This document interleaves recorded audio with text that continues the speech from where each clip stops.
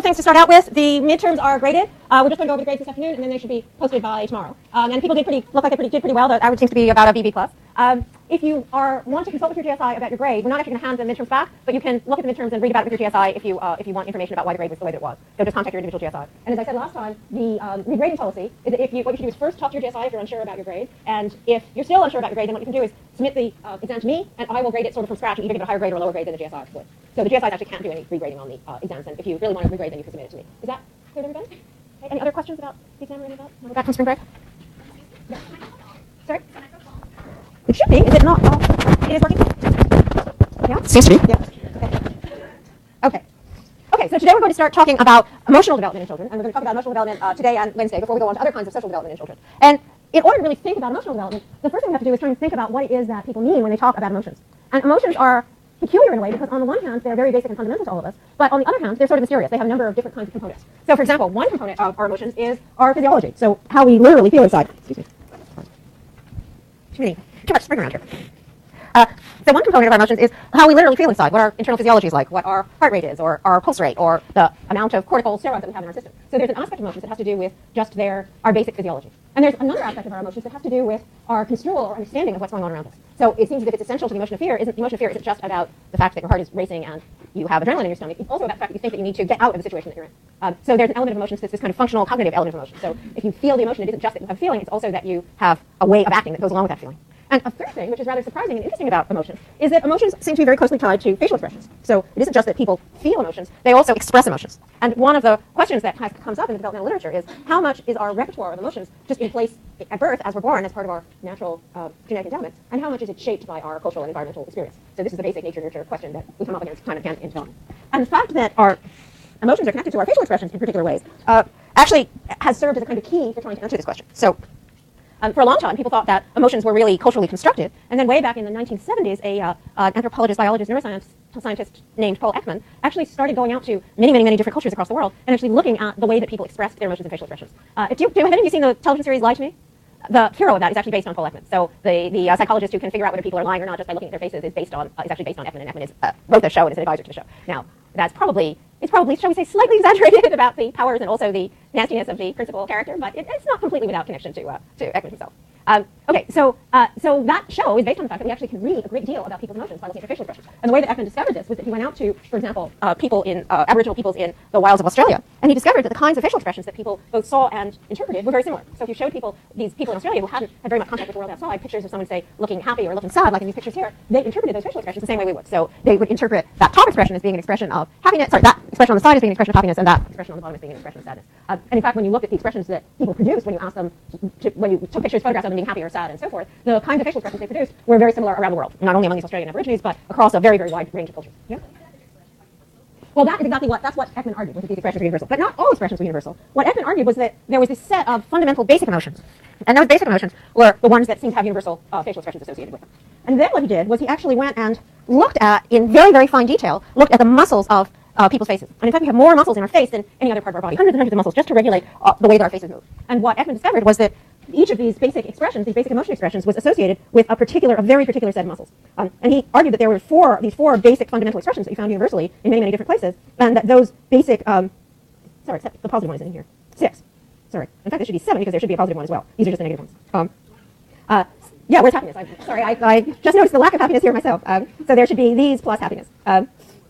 And what he discovered was that each one of these expressions was related to very specific patterns of facial expressions, very specific muscles that you could write down in great detail. And part of the premise of the Lie to Me television series is that exactly because these expressions are so complicated and involve so many different facial muscles, it's actually quite hard to fake an emotional expression. So for example, although we don't have time enough here, one of the things about the expression of happiness is that you have a whole lot of changes in these tiny little muscles around your eyes. So if I smile like this, you can immediately tell that I'm not really happy. And it looks sort of horrible. It's like a sort of stewardess smile, right? It's a flight attendant smile where you're just pretending to be happy. And it turns out the reason for that is that all these little muscles around your eyes are not activated when you're just producing this fake smile. And when someone's really producing a real smile, when they're really happy, it isn't just that the colors of their mouth go up, but that all this other stuff happens around your eyes. And it's a very complicated, very complicated set of signals that people use to have related to their facial expressions. Moreover, one of the things that Ekman discovered was that for these basic emotions, these basic 7 or so emotions, that this is a kind of nice story because it was one of those accidental discoveries, So he had people in his lab who were actually working out every single little detail of every muscle that was involved with every facial expression. And he wanted to see what happened in order to get people to actually do the right photographs. He was teaching people, here's how to manipulate every single muscle separately so that you can create exactly the right facial expression for my stimuli. And what he discovered was that when his students would say, move muscle 48 in the slightly downward direction and then abduct muscle 54 and put the downward corner of your mouse down like this, then they'd say, this is really weird, but I feel really mad. And it turned out that if you gave people instructions to just change the muscles of their face so that they corresponded to the facial expression, they actually would report that they felt the internal emotion. And even if you hooked them up to psychophysiological measurements, like you checked their heart rate or you looked at their skin conductors, you saw the patterns of the emotion. So actually, the old wisdom about you should whistle when you're unhappy or you should smile to make yourself feel better actually turns out to be true. When you produce these facial expressions for these basic emotions, when people actually produce them, they actually seem to feel the emotion that those particular muscular changes express. So what all of this suggests to Ekman, and I think there's quite a good argument for it, is that there's this very basic evolutionarily determined repertoire of emotions and facial expressions that go together, and that seem to go together in this biological way. And that seems to be a kind of signaling system that we use as very social animals. That we use as very social animals to try to communicate with one another about our emotions. And it's important that we get those signals right, that when we're communicating, when you're trying to read somebody else's emotions, you get the emotions right. And we seem to work out this interestingly complicated system of both producing emotions and being able to read emotions from these very, very complicated facial muscle patterns. And that system seems to be there pretty much from the get-go. Yeah? Yeah, that's right. Yeah. Right. Yeah, in fact, we're going to talk about that. We'll probably talk about that next week because I don't even get to it this week. But of course, one of the consequences of that is, remember, we talked about the way that even newborn babies already are imitating facial expressions. Now, if those facial expressions are actually leading to emotions, that means that babies are actually taking on the emotions of other people, not just imitating when they imitate. So if the baby sees the mom smiling and the baby smiles automatically because the baby's imitating, the baby is also on the route to feeling happy the same way that the mother does. And there's quite a lot of work that suggests that we do this kind of automatic mirroring of the emotions that we see on the faces of other people. And that also may be a kind of evolutionary technique that helps us to coordinate what we're doing with what other people are doing. And as we'll see, we find evidence for this even in babies. Yeah?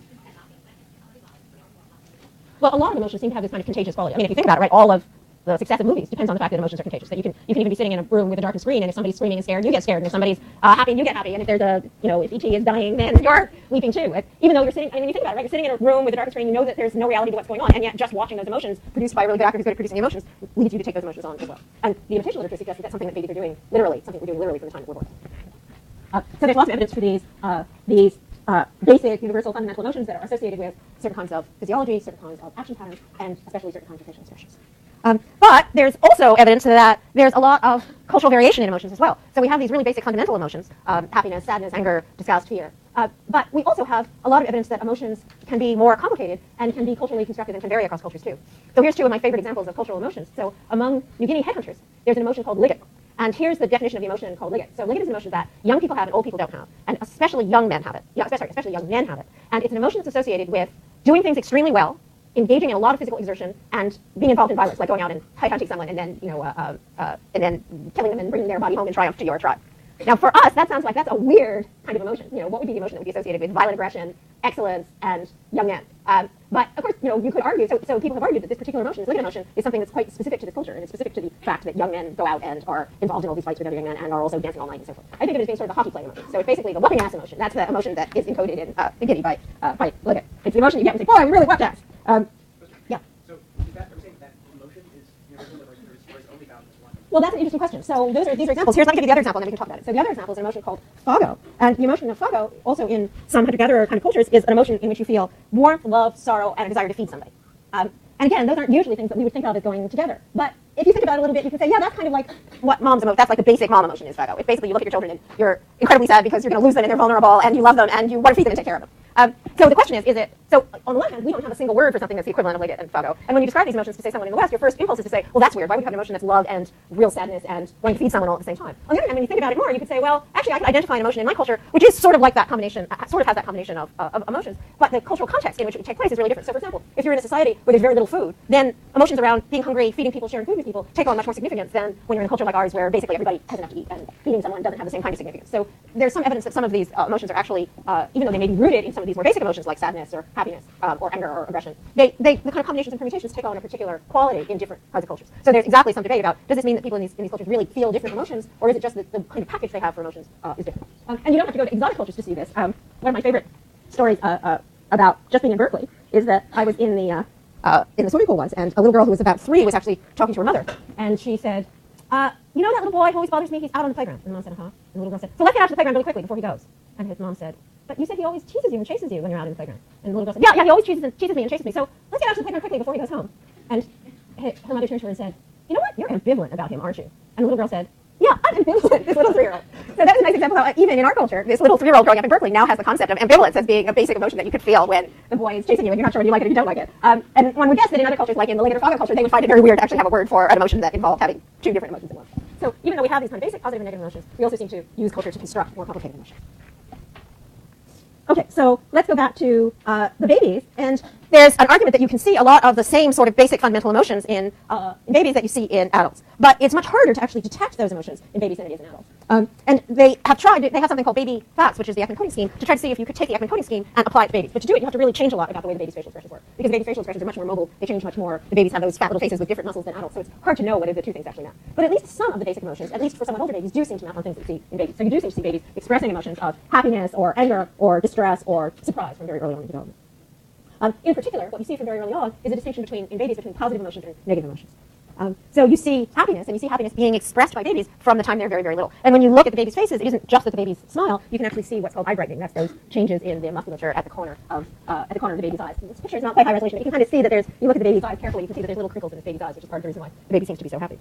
And you also see developmental changes in the kinds of things that make babies happy and the way that babies are expressing happiness in the period of infancy itself.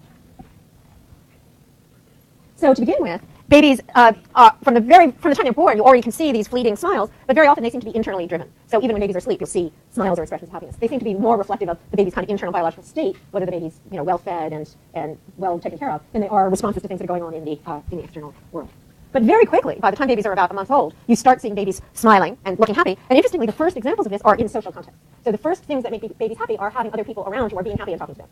So babies start smiling at faces and start smiling particularly at familiar faces and start smiling particularly at familiar faces that are smiling at them when they're about a month old. And some babies sort of start earlier and some babies are a little later, but still very, very early on in infancy. And that smile both seems to be an expression of the underlying happiness that babies get from looking at caregivers, but of course it also is a very effective way of actually getting the caregivers to take care of them. So one of the things about the way that our emotions work is because our emotions are so tied to our facial expressions, they're both expressions of how we feel inside, but they're also signals to other people about how we should interact with other people. And you can see that really dramatically with these very little babies who are smiling when they see mom's face, but also as soon as they smile, that just makes everybody melt and think it's the most wonderful thing in the world and not want to do anything except pay attention and take care of this wonderful baby who's smiling at you. When babies start expressing happiness, another aspect of that early smiling is that it often involves quite complicated contingencies between what the baby's doing and what the mom's doing. So it's not just that the baby looks at the mom and sees the mom's face and smiles, it's that the baby coordinates her positive facial expression with the mother's positive facial expression. So the mom might just give a little smile, and then the baby gives a little smile, and then the mom gives a big grin, and then the baby gives a big grin, and then the mom kind of hides her face, and turns her face away, and the baby turns his face away, and then the baby looks back, and then the baby has a big smile. So it isn't just smiling, it's this quite complicated interactive expression of a positive emotion. Basically, it's flirting, but it's flirting between mothers and babies instead of flirting between adults. So there's something about that, not just the social stimulus, not just the fact that the mother's there, but the fact that you're interacting socially with another person. It's not just that you're happy, but that the other person is happy, and that that's making you happy. That seems to be in place very early. And it's kind of interesting because it's in place earlier than lots of things that you might think are more obviously sources of happiness, like getting your bottle when you're hungry or getting your diaper changed when you're dirty or something like that. Those things don't provoke happiness in babies the way that this positive social interaction provokes happiness in babies. And it's interesting in that regard, in terms of thinking about social stimuli, that by the time that babies are a little bit older, by the time they're 3 to 6 months old, babies actually start smiling at contingencies, even when they're not social contingencies. So when we're talking about cognition in babies, we talk about these experiments where you actually tie a ribbon to the baby's foot and then the baby activates a mobile. Remember we talked about the fact that even very young babies do that? Well, one of the interesting things is when very young babies do that, they smile. They get really happy. So, and then if they're trying to do it and say you cut the ribbon or stop the mobile, they get fussy and they get upset. So by the time they're 3 to 6 months, they're not just smiling in the social world, although that seems to be the sort of first uber sense of happiness and smiling. But by the time they're 3 to 6 months old, they're already being happy. They're already happy because they're accomplishing something, even if what they're accomplishing is just making the mobile move. And they seem to react to this kind of contingency with this smiling happiness. So if you think of a lot of even the social baby games, like Peekaboo or Intimacy Spider, those are games that involve contingency. So with Peekaboo, you turn away, and then you turn back, and then you turn away, and then you turn back. And babies just find anything that involves this kind of contingency just totally, absolutely, completely hilarious. They'll just collapse in giggles at the idea that something happened and then something else happened. Okay, so babies very early on are responding with happiness to social stimuli, and they're also responding with happiness to contingent events in the world, and particularly contingent events that are a consequence of their own actions. Babies also have negative emotions from the time that they're very little. With babies, it's sort of the opposite of adults. With adults, what seems to happen is that we have many, many different, finely differentiated negative emotions.